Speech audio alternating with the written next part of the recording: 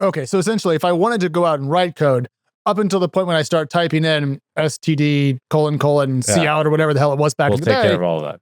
Everything else. That's great, because when I was learning to code C++, that was not as easy, and it actually took some work, and reading those big, thick books you used to buy, it's terrible. Yes. It's a horrible experience. And so that in itself was very, very exciting to people, especially hobbyists, students, artists, scientists, people who weren't coding every day.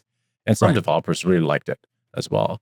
So we grew based on that. Like, that was like the first kind of online IDE experience.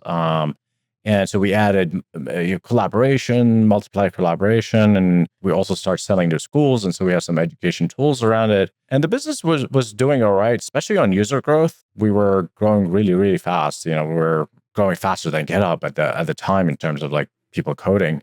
So much so, actually, I'm sure that it was in 2019, the company actually turned down an acquisition offer. Yeah. And it was for a dollar amount. I'm going to let you say it, but it was reported to be quite a large dollar amount. Yeah, for almost $1 billion. Yeah. And sometimes, I used to regret it. It's like when things are painful and really dark. But I felt like what we're doing was quite unique, was not something that people are focused on, which is like the market is not obvious to actually make programming for non-programmers.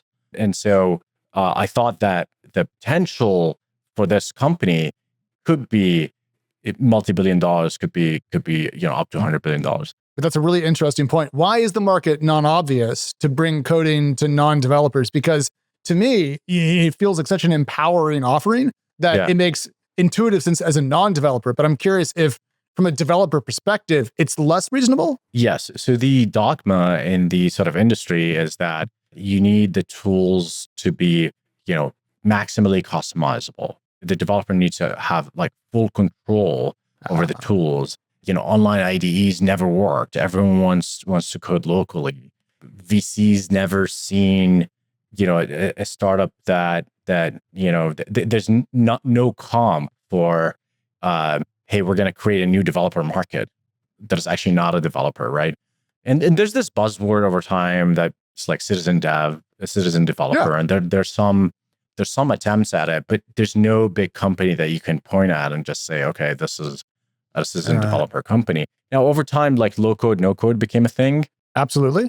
And I think that's adjacent, but that's not exactly what we're doing. Because with low code, no code, you're building on sort of their IP, right? Like you're not building an open source, and you're building their own custom infrastructure. Yeah. Large language models are not trained on Retool's infrastructure. They're trained on open source infrastructure. Yeah. They're trained on Python, they're trained on Postgres.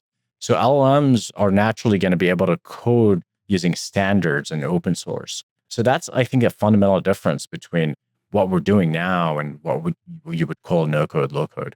That makes a lot of sense to me. In my experience, no code development ended up being essentially just drag and drop connections between different data sources and places that would ingest them, which was itself an improvement over not having that capability. Of course. But it was miles away from, hi, Replit, I want to build, I don't know, today we're going to build a calendar app for squirrels or whatever it is that I come up with. Yeah. Hey, maybe squirrels are busy. You don't know. Yeah, who knows?